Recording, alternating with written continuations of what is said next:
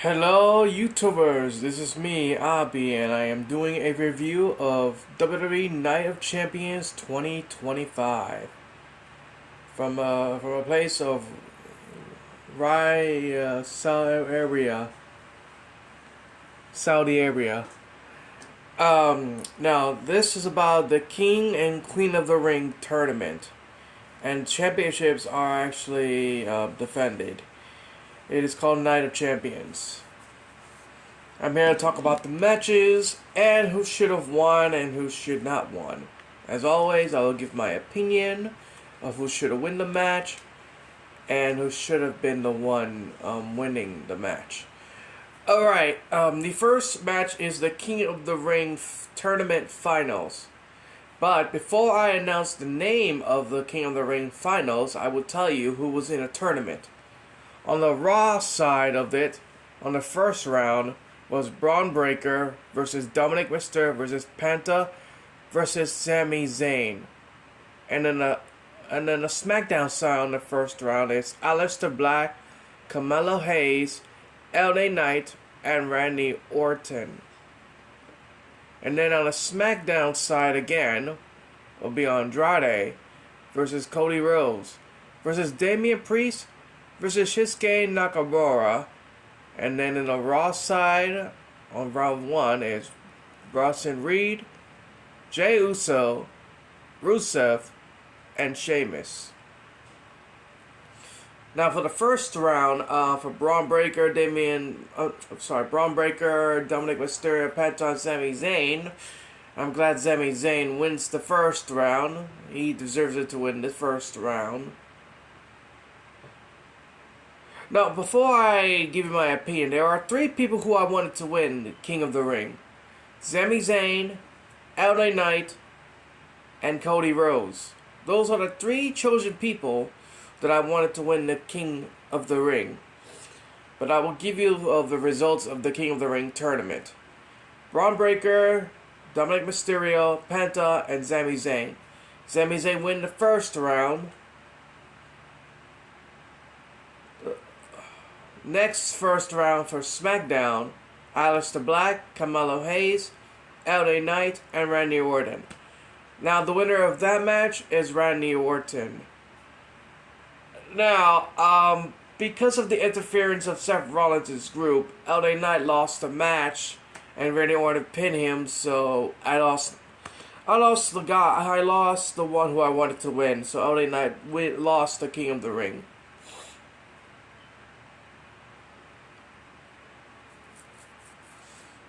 Oh, and also LA Knight actually interfered in the Braun Breaker match, so yeah. Braun Breaker also interfered that match. So yeah, LA Knight has also interfered for Braun Breaker to be screwed as well. Now the next first round is Andrade, Cody Rhodes, Damian Priest, and Shinsuke Nakamura. And the winner of that one is Cody Rhodes. He pinned Shinsuke Nakamura, headed to the semifinals. The next one is the last first round for Raw. It's Bronson Reed, Jey Uso, Rusev, and Sheamus. And the winner of that match is Jey Uso. And because of LA Knight's interference, because they interfered him, so Jey Uso became the winner of that round. Now there are 2 semi-finalists, Sami Zayn versus Randy Orton.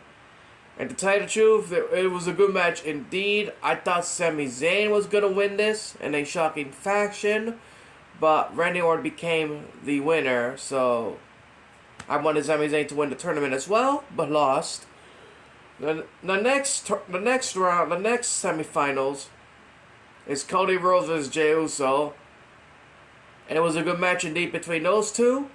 So Cody Rhodes became the winner of that match. And because of that, the final match of the King of the Ring tournament is Randy Orton versus Cody Rhodes.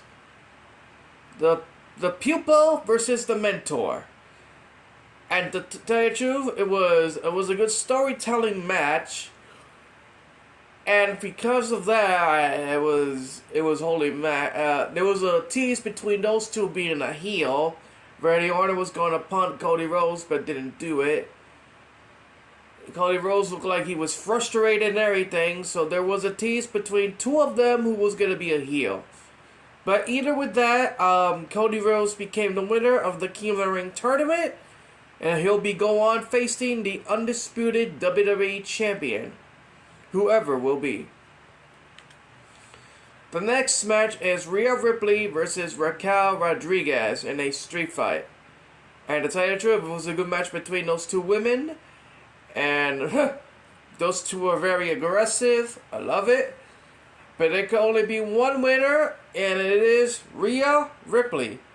I mean, I do wanted Raquel to win, but I don't know. I feel like there was nothing for her to win for. So Rhea Ripley became the winner. The next match, Sami Zayn versus Karrion Kross. All I know is this feud started because Karrion Kross keeps harassing Sami Zayn about his career, blah, blah, blah, blah, and everything else. This was Karrion Kross' first PLE match for 3 years, so to tell you the truth, after all that build-up, I feel like Karrion Kross should have won this match. But at the same time, I think Sami Zayn needed this win as well. It was hard to choose because Karrion Kross had a PLE match for a while, pay-per-view match for a while, and because of that, it was hard to choose who should have won the match. Hold on for a second.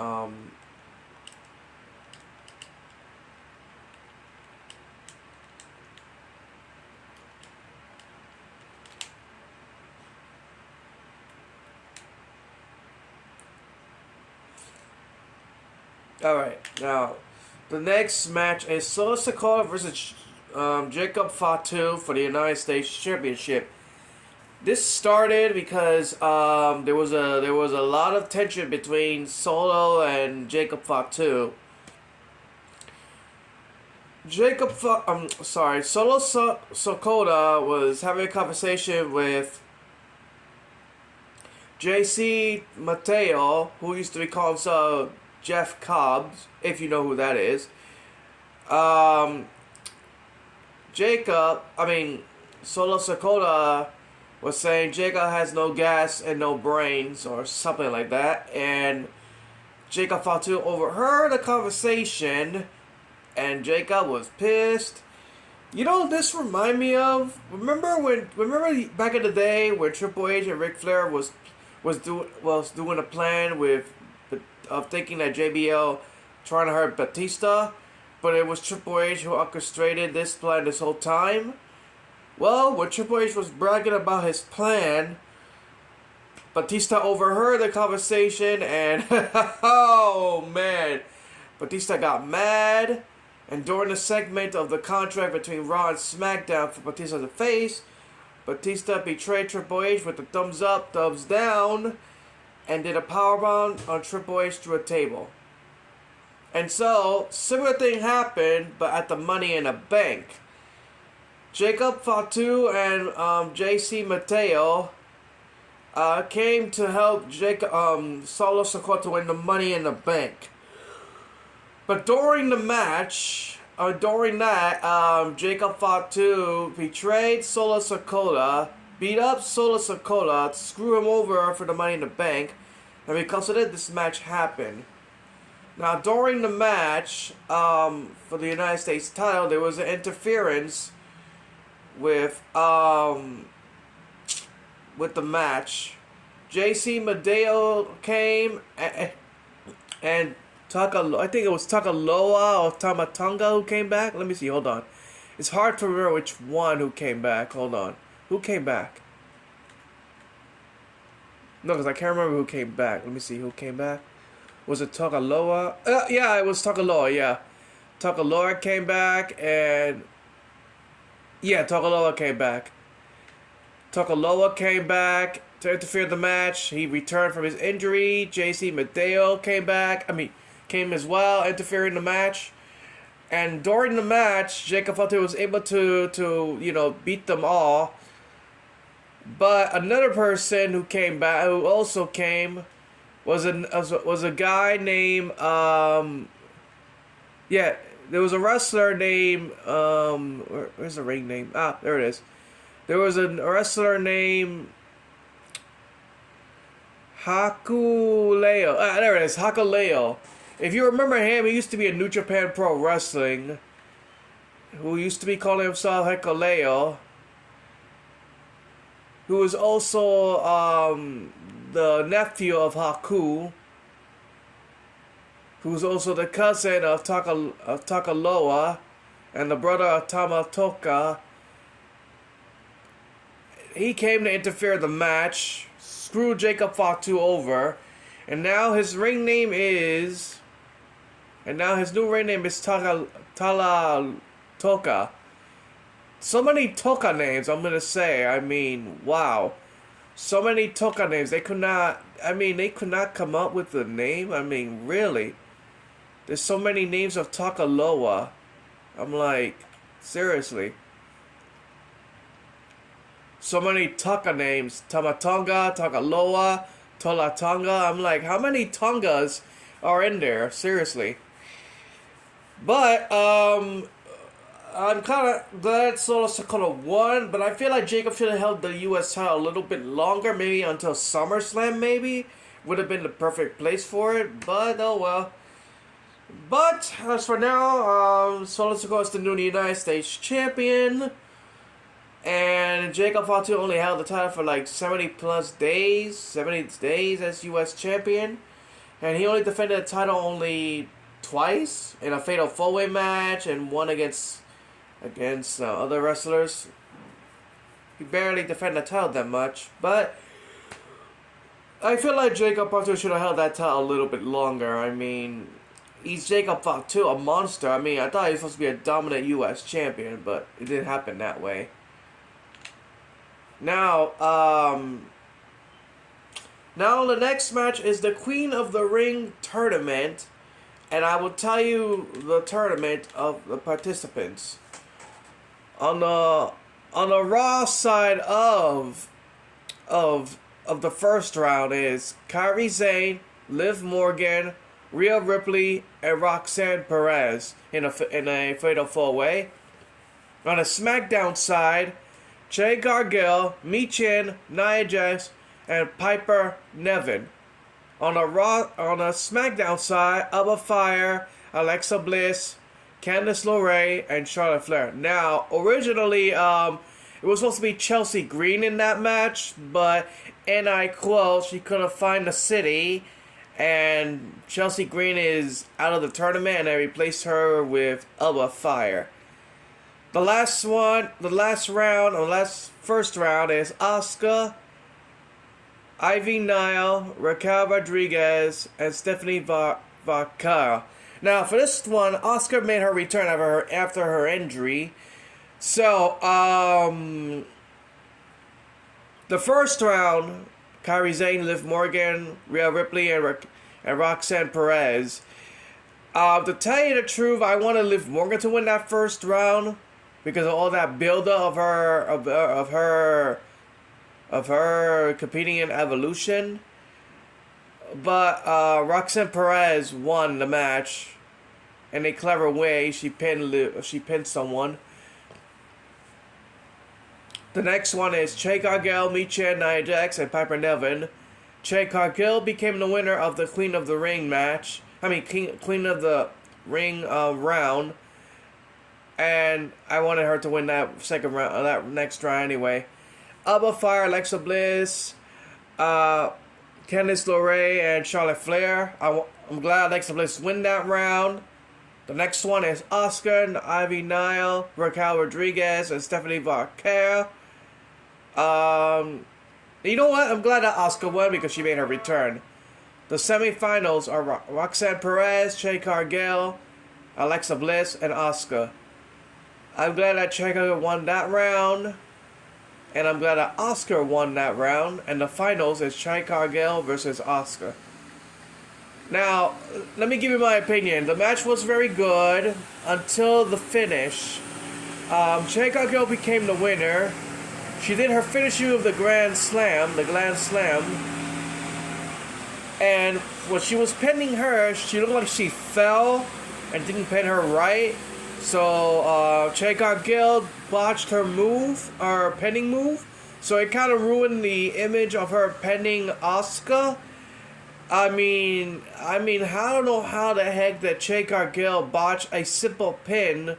Because, I mean, you've been doing that pin for doing that finishing move for a while, and you botched it up by falling it backwards. I'm like, I'm not trying to be disrespectful, but come on, Jade, seriously. You ruined your image as the winner of the Queen of the Ring, but whatever. And because of, anyway, Jade Gill became the Queen of the Ring winner, and she'll be challenging WWE Women's Champion at SummerSlam. Whoever it may be. The last and final match is between John Cena versus CM Punk. And that rivalry has been going on since 2011. When Money in the Bank came. Oh man, I remember that rivalry. When CM Punk's contract was going to be expired. And CM Punk did the pipe bomb promo. At the time, the original promo was edited because they didn't want to hear the name Vince McMahon. In a promo during, Vince McMahon was like, there is something you better at than I am, and that is kissing Vince McMahon's ass. Excuse my language. That was the original promo when CM Punk was doing a pipe bomb. Man, so I said that word. And, well, they had to edit that one out because, well, the situation with Vince McMahon, they had to edit that one out. And because of that, so the edited edition was just kissing ass, no Vince McMahon's ass. So, they had to edit that promo out. Now, during this rivalry, to many years later, John Cena also did his own pipe bomb, similar to CM Punk, about everything else. And after that one, CM Punk did the Punkalolics. You know, he was mocking John Cena's rapper character, talking about his personal, not about his ex, and everything. The match wasn't that bad. It was a good match between those two indeed, but not as great as the one from 2011 of the Money in the Bank. And well, in this match there was interferences. Braun Breaker and Bronson Reed interfere. Seth Rollins was gonna cash in his Money in the Bank. John Cena didn't allow it to happen. So CM Punk and John Cena kind of made a truce a little bit. Allies for now to defend themselves, so they don't want the match to be screwed. Anyway, not only they interfere, also Penta interfere to help them, you know, continue the match. CM Punk was trying to do the high diving move on Braun Breaker and Bronson Reed, but CM Punk overshot the high diving move. And it kind of got awkward. CM Punk almost hurt his neck. Braun Breaker and Bronson Reed was able to catch him on his leg before he almost fell on his neck. So I'm glad they were able to catch him before he almost fell. They were going to do a power bomb thing, a double power bomb. But CM Punk couldn't jump. He was very exhausted. So it was an awkward botch moment. The table broke, yes. But the way the impact took, it wasn't that good.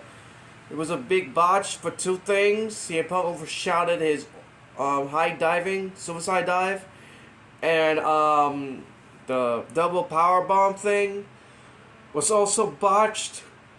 It was an awkward moment. I don't blame them because it was an accident. CM Punk overshouted the suicide dive. CM Punk was too exhausted to jump. You know, for them to do the, you know, the power bomb thing to a table successfully. But after they beat up Braun Breaker and Bronson Reed, CM Punk and... Oh, wait! Seth Rollins was trying to get the referee to come as well, but John Cena clotheslined him or everything. And CM Punk and John Cena beat up all of them. Penta also helped. And well, after that, CM Punk and John Cena shake their hands and hug. Cena did the same look when he hugged Cody Rhodes. CM Punk see it coming and everything. And Cena cheated as always. Cena defeated CM Punk and retained the title. Seth Rollins did the curse stomp on CM Punk. Screw him over. And there you go. John Cena retained the title. Seth Rollins lost his chance to cash in his Money in the Bank. So, yep. And that's it for the Night of Champions. It wasn't that bad, but there was a couple of botches. So, it was kind of between good and bad. But we already know what's going to happen now. It looks like Seth Rollins might face CM Punk at SummerSlam, possibly. It looks like Jay Gargano might face Tiffany. And I think Cody Rhodes is going to face John Cena at SummerSlam, so we have to wait and see. Now, for this one, we don't know who's going to face the World Heavyweight Champion. Who is going to face the World Heavyweight Champion? Would it be Gunther or would it be Goldberg? Because, you know, at Saturday night's main event, it'll be Goldberg versus Gunther. Now, in my opinion, I don't think they need to put the world title on Gunther just to face Goldberg. I'm like, are you kidding me here? I think Jay should have held the world title a little longer. And I think what should have happened should have been Gunther versus Jay at SummerSlam. Jay retains to prove himself that he earns the right to be World Heavyweight Champion. Seth Rollins cashed in his Money in the Bank, becomes the new World Heavyweight Champion. Hello? That would have been a good idea, but you want to put the world title on Gunther early and face Goldberg? For what? They don't need the world title for Goldberg versus Gunther. It should have been a pass of the torch moment. Gunther is a dominant wrestler. Goldberg is a veteran. Regular one-on-one is fun. It's fine. They don't need the World Heavyweight title. I mean, come on. Jay should have held the world title longer. And if that was the case, then Jay should have faced Gunther at SummerSlam as a rematch. And then Jay retains it. And then Seth Rollins cashes in and becomes the new World Heavyweight Champion. But no, you give the title to Gunther, and Gunther faces Goldberg. Why? Goldberg versus Gunther didn't need a world title. That's like you don't need Brock. That's like you don't need Brock Lesnar versus Goldberg for the title. But no, you want to give Gunther the world title and face Goldberg for the world title. Why? It should have been just a regular one-on-one battle between two superstars that doesn't need a championship for it. It should have been Jey Uso versus Gunther at SummerSlam for the world title. Jey Uso retains to prove that he earned the right to be world champion. Seth Rollins cashes in the Money in the Bank contract. Beats Jey Uso, becomes the new World Heavyweight Champion. That is how it should have been booked. Oh, Dios mío. It wasn't that bad of a pay-per-view, but there was a couple of botches with the CM Punk and the Jade Cargill situation. But I'm glad that everyone's safe. CM Punk almost hurt his neck. I'm glad that Braun Breaker and Bronson Reed were able to catch him before he almost landed on his head. That's the thing I like professional wrestling, folks. Always save your opponent, because you don't know what move will be a mistake and accidentally land on their head. Always take care of your superstars. Every time you're in the ring against your opponent, you make sure you don't accidentally hurt himself. You gotta make sure to catch your wrestler when you're trying to sell doing a high flying move.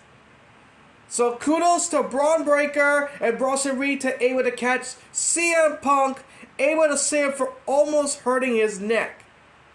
Because trust me, when you hurt yourself, you hurt your career.